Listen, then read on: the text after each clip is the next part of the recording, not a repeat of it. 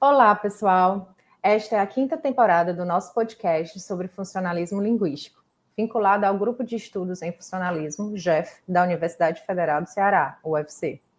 Meu nome é Janiere, sou doutoranda do Programa de Pós-Graduação em Linguística da UFC, PPGLIN, e faço parte do projeto Linguística Funcional Integra.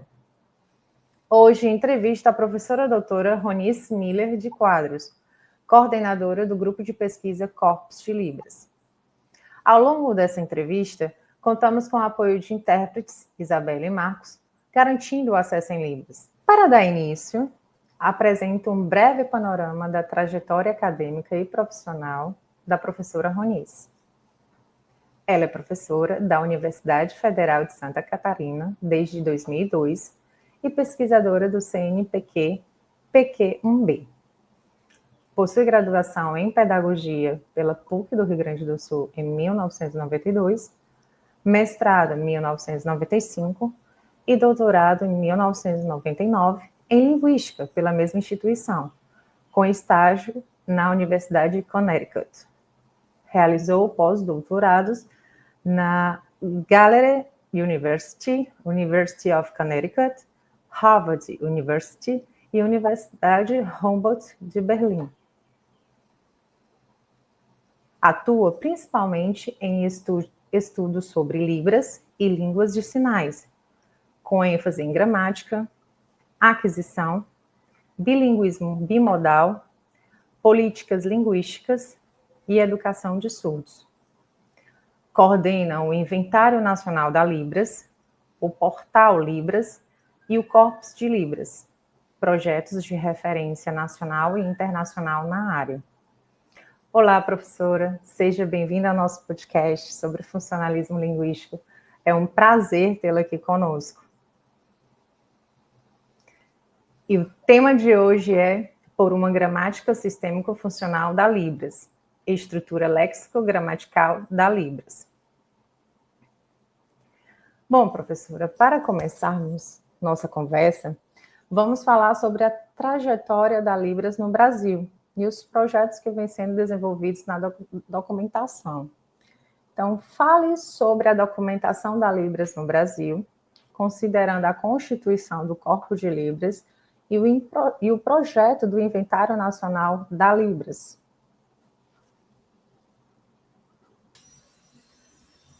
Bom, em 2013,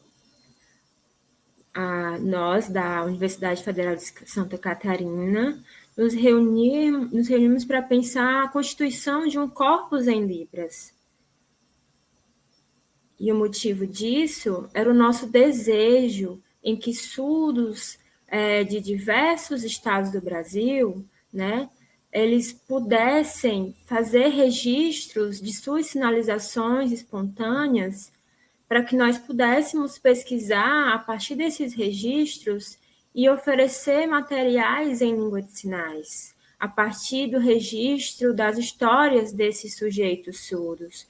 Então, nós estudamos muito, conversamos com instituições, com pessoas de outros países, e na língua de sinais alemã, na língua de sinais alemã,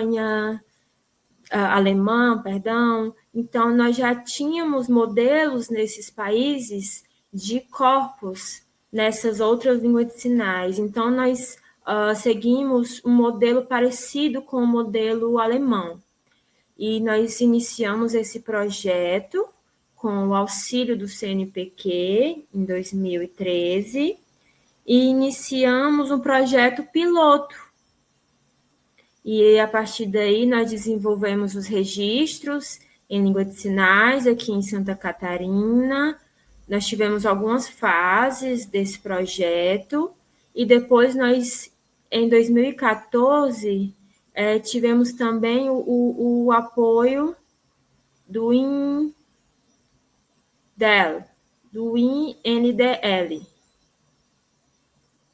que faz parte do Ministério da Cultura, que também está com o IPHAN, né, que trata do patrimônio cultural do país. Então, nosso objetivo era tornar a língua um patrimônio nacional.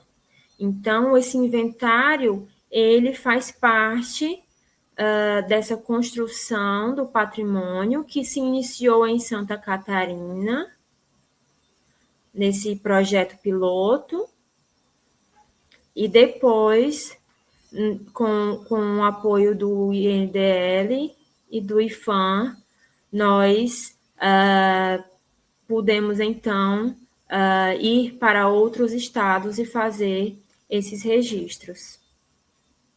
Bom, então, o inventário nacional, aqui no nosso país, ele vem sendo construído com uma metodologia, seguindo a metodologia que o IFAM já utiliza, né, através do INDL, e essa metodologia utiliza, então, a participação de surdos de referência de diversos estados do país. Então, nós tivemos essa amostra de surdos de referência e registramos a sinalização desses 36 sujeitos surdos, né, que nós chamamos de surdos de referência. Então, cada sujeito, né, pôde contar a sua história de vida, né, desde a infância, o seu contato com a língua de sinais, a sua aquisição de língua, então, como foi a vida escolar. E esses registros foram feitos a partir, né, dessas histórias, desses sujeitos surdos. Então, nós também tivemos conversas entre eles, né, diálogos que também foram registrados, incluídos no corpus, narrativas também foram registradas, né, as histórias desses surdos de referência e vocabulário. Então, essas 4 questões nós fizemos a questão de registrar, isso de diversos surdos de referência representando alguns estados do país, de acordo, né, com o modelo do INDL e do nosso inventário nacional, na verdade, o de Santa Catarina, né, que foi o início. E aí, depois, nós, então, conseguimos aumentar esse inventário para todo o país. Nós temos hoje em Alagoas, no Ceará, em Brasília, em Minas Gerais, estamos iniciando agora o nosso inventário. No Rio Grande do Sul, também nós já temos aí um movimento de registro do nosso inventário. No Pará, em Tocantins. Então, nós estamos expandindo o nosso inventário por todas as regiões. E o que nós queremos é coletar esses registros de todos os estados para que a gente possa fazer uma análise, uma pesquisa bem robusta e registrar de fato como patrimônio a história desses sujeitos surdos. E utilizar também, né, como um meio educacional, como um produto educacional.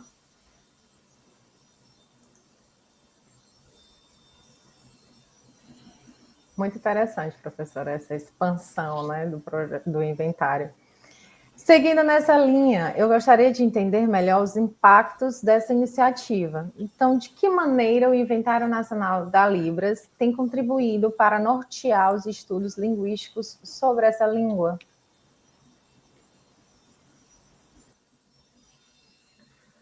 Bom, o nosso inventário, em que nós temos registros de surdos de referência, ele está completo, os dados foram coletados, né? Assim, é uma grande quantidade de dados e é um material que está público. Então, quem tem interesse pode utilizar, né, esses dados. Então, a partir desse inventário, de fato, ele impacta nas pesquisas linguísticas. Nós temos hoje muitos trabalhos de mestrado, doutorado e TCC utilizando os nossos dados para compor suas pesquisas, alunos do Letras Libras. Então, as pesquisas deram, né, uma alavancada muito grande a partir desse inventário. Antes do projeto, nós não tínhamos muitos dados, né? Era muito difícil pesquisar sobre isso. Nós tínhamos mais pesquisas da área gerativista, né? Era mais por essa perspectiva gerativista, e hoje, com o nosso corpus sistematizado, nós temos aí, né, de fato, alavancando as pesquisas funcionalistas na área, porque o corpus, ele apresenta material com produções em língua de sinais espontâneas, né? Então, isso, a partir da história dos sujeitos surdos, conversas espontâneas, né? Então, esses dados, eles estão registrados e eles podem auxiliar pesquisadores e alunos na análise das suas pesquisas, né? Então, a gente percebe, de fato, a partir de 2014, em que o material já tinha sido catalogado, um boom, digamos assim, uma explosão nas pesquisas linguísticas nesse quesito. Professora, e ao tratar dessa contribuição, entra em cena a questão metodológica, que é fundamental para qualquer pesquisa. Então, como estão sendo construídas as metodologias de análise de dados do Inventário Nacional de Libras? E quais são os desafios e os avanços metodológicos identificados até o momento?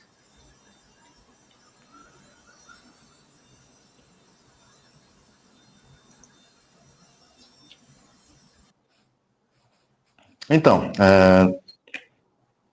nós temos o grupo, né, de pesquisa, e o grupo de pesquisa do Inventário Nacional, né, logo quando começamos, né, as pesquisas, né, nos estados, né, Fortaleza, né, nos outros estados aqui do Brasil, a gente iniciou também com uma metodologia, né, a gente pensou como é que a gente poderia conduzir esses estudos, tá? Porque a gente queria, né, olhar aquilo, né, olhar aquele material, né, e construir ele de forma que fosse natural, onde a gente pudesse fazer uma análise, né, do uso da língua de sinais, né, de fato. Então a gente teve isso como objetivo. Então nós começamos a olhar, né, esses dados, né, e juntos, né, como grupo, a gente começou a entrar em acordo com algumas coisas. A gente percebeu que o perfil, né, precisava ser de pessoas surdas, né, o perfil de pesquisa, né? Então a gente precisava seguir por essa linha. Então nosso grupo, que foi sempre, né, que teve sempre várias pessoas surdas pesquisando dentro dele, né, junto com a gente, foi muito importante para a gente conseguir montar essa metodologia. Então, são surdos que trabalham em universidades federais, né, e estão juntos, né, construindo esse inventário, fomos juntos construindo esse inventário, e sempre fazendo essas análises de dados. No começo foi difícil, por quê? A língua de sinais, a gente sabe, né, que ela é diferente, né, da língua falada. Ela é bem diferente. A língua de sinais a gente precisa olhar, né, a gente precisa assistir os vídeos. A gente precisa assistir, então foi exaustivo no início por conta disso. Então nós usamos um software chamado Elan, né, para nos ajudar a fazer todas essas análises desse conteúdo, né? E esses dados, né, às vezes vinham com problemas. Por quê? Qual seria o problema, né, que eu tô relatando aqui? Essas anotações, elas tinham, que eram devolvidas para a gente, tinham alguns problemas, porque elas vinham em palavras em português, né? E ficava difícil de fazer essa análise, porque será que teria uma ligação correta, né, uma correspondência correta entre o que está sendo sinalizado e o que está sendo anotado, digamos assim? Então, a nossa metodologia, no início, foi difícil. A gente usava, assim, essas anotações, né,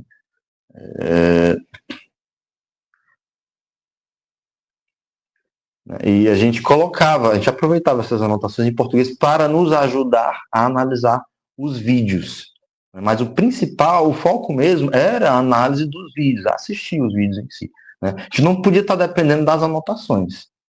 E era um desafio, né, para a nossa equipe fazer tudo isso. A gente precisava assistir, olhar exaustivamente para os vídeos. Às vezes nós tínhamos uma palavra, né, em português, né, que era de uma anotação, que influenciava a nossa análise dos vídeos. Né, e isso não podia acontecer. A gente precisava sempre separar isso, né, tirar essa relação de dependência. Então, qual foi a nossa estratégia? Né?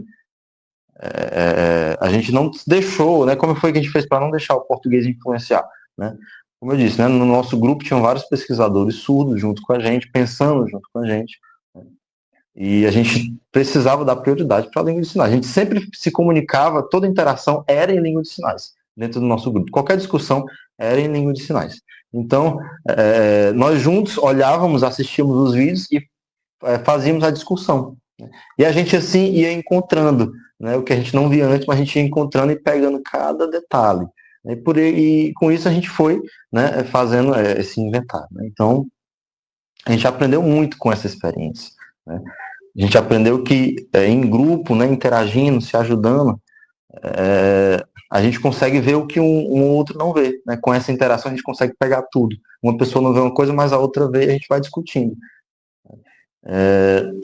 Aprendemos também a ter mais consciência na sinalização, a ter mais atenção na sinalização, em partes, né, do corpo do sinalizante, né, expressões bem sutis, né, como o ir e vir do tronco, né, o franzir das sobrancelhas, né, levantar, né, contração, as articulações, né, de boca, né, labiais, na bochecha também, pequenos movimentos bem sutis nas expressões não manuais, a gente conseguiu identificar. E tudo isso está junto, né, com a sinalização.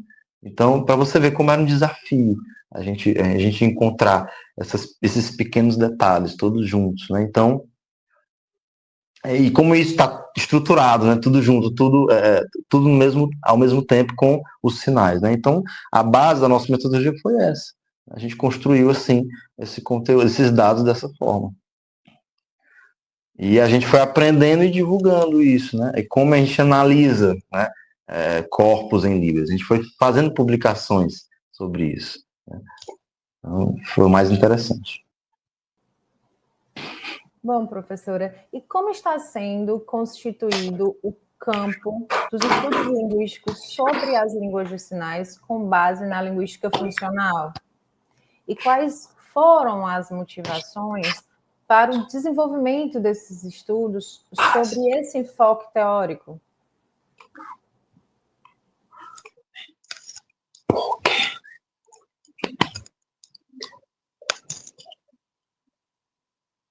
Então, esse estudo de corpos, né, de inventário, é maravilhoso, esse campo de estudo.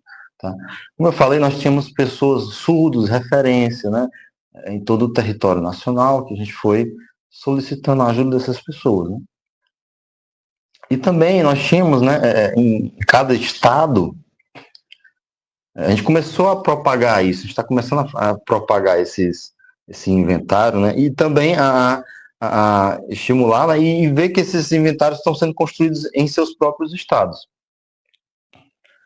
E hoje a gente tem, né, um corpus, uma base de dados, né, funcionalista, né, imensa aqui para a gente trabalhar e com foco no uso espontâneo da língua de sinais, né, com foco em interações em língua de sinais. E isso dá uma base muito grande para estudos detalhados, né, uma base funcionalista muito robusta, né, para a gente conseguir fazer essas análises. Então, a gente é um material, né? São dados prontos que a gente tem para poder analisar, para estudar. E sim, realmente tem um foco teórico, né? Então, a gente... como que tudo isso se liga, como que tudo isso se conecta, é muito interessante pensar, né? Como é que estudos sobre coesão, sobre coerência, dentre outros tópicos que a gente está muito animado para estudar mais a fundo, né? Tudo que tem dentro da gramática, né? Como é que se constrói essa gramática, né? Tudo isso. Então, nós temos como exemplo, né, a gramática da língua de sinais, da Libras, né, que até hoje temos muitas pesquisas, né, no campo, que estão sendo construídas, né, sobre a análise sobre a estrutura da Libras, né, e como que a gramática ela se relaciona, né, como é que é a pragmática, a semântica também, e como que tudo isso se conecta, né, nessa estrutura gramatical, né, e como é que a gente consegue perceber a coesão, a coerência dentro da língua de sinais, tudo que é de gramática, né, que a gente está publicando, né, e continuamos publicando até hoje. E a gente já tem 2 volumes de publicações, né, e hoje, né, atualmente, o nosso grupo, a gente está estudando profundamente, né, está se aprofundando nas orações, né, complexas, né, na língua de sinais. A gente estuda muito sobre paratase e hipotase também, e também sobre encaixamento, né, como a gente chama esses termos técnicos. Então, a gente está discutindo muito sobre esses temas. Atualmente, a gente está fazendo análises diante do corpus, né, como é que se dá essas marcações nos sinais, como é que a gente encontra, onde as expressões não manuais também, como é que elas evidenciam esses fenômenos, né, como é que elas se conectam entre si. Então, tá tudo aí dentro, a gente precisa analisar, né, a estrutura da Libras para a gente conseguir encontrar tudo isso. Então, é um trabalho, né, minucioso, né, tem que se aprofundar mesmo nesses estudos, né, e tudo isso com a base, né, funcionalista, né, de estudos, de dados que a gente tem. A probabilidade é que esses estudos cresçam ainda mais, né, e tudo isso devido aos nossos dados que temos hoje, né, esse corpus, né, que hoje é aberto, né, para pesquisas e só vai se expandindo. Estamos chegando ao momento final do nosso podcast. E por fim, olhando para frente, professora, vamos refletir sobre os rumos que esse campo pode tomar. Então, quais são as perspectivas futuras para as pesquisas no campo da linguística funcional, envolvendo a Libras e outras línguas de sinais brasileiras?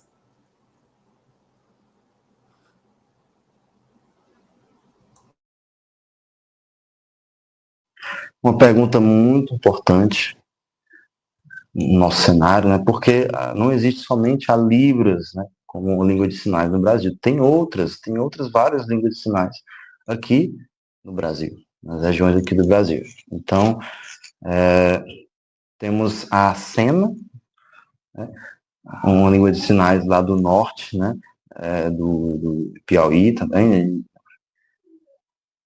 E essa língua de sinais, né, já iniciou-se, né, pesquisas na gramática dela, está aumentando as pesquisas, né? Estão crescendo as pesquisas com a Sena e futuramente, né, teremos outras pesquisas, né, muitas perspectivas e muitas pesquisas na língua de sinais, né, nas línguas de sinais aqui do Brasil, né, com foco, né, em sujeitos surdos espalhados, né, pelas regiões do Brasil, né, fazer uma comparação, né, entre os estados, por exemplo, quais são as diferenças de variação, né, quais são as principais variações regionais que a gente tem. Não tem uma pesquisa aprofundada sobre isso, né? Juntar tudo isso, comparar, fazer uma análise do estado de Santa Catarina, de Tocantins, né?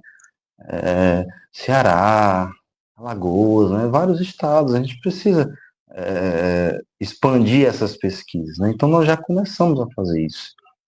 A expansão para o futuro, né, é garantida, né? Isso vai para o Brasil todo, essas pesquisas, porque tem estados que, né, ainda carecem de muitos estudos de suas variações regionais, por exemplo. Igualmente o português, né? No português nós temos um atlas, né, que é um estudo geral, né? Na Libras nós não temos, né? Começamos agora, né? Ainda não está finalizado, mas nós iniciamos recentemente a fazer essas comparações entre os estados. E futuramente a perspectiva é que a gente tenha muito mais detalhes, né, sobre essas diferenças regionais. E as outras línguas de sinais do Brasil precisam urgentemente de começar pesquisas na área, né? E juntamente com o INDE, né, a gente precisa, e está dentro disso, está dentro dos planos, né? Do Brasil, então a gente precisa, obviamente, estudar tudo isso, fazer um inventário também para essas outras línguas de sinais. Né? Imagina, cada região tem uma língua de sinais diferente da Libras, a gente precisa começar o apoio, né, e também a construir esse inventário nessas outras línguas de sinais. É de extrema importância, porque elas são usadas, né? São línguas que são usadas aqui no Brasil. Então é necessário, né, que haja esse inventário, né, de todas elas também, bem estruturado. E o futuro, as perspectivas são essas. A gente torce para que isso continue se expandindo.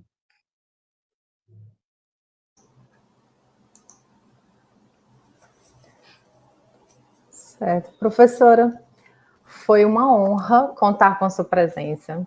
Muito obrigada por sua generosidade de compartilhar seus conhecimentos. E chegamos ao fim de mais um episódio do nosso podcast. Lembre-se de nos acompanhar pelo YouTube e pelo Spotify. Professora, deseja falar alguma coisa?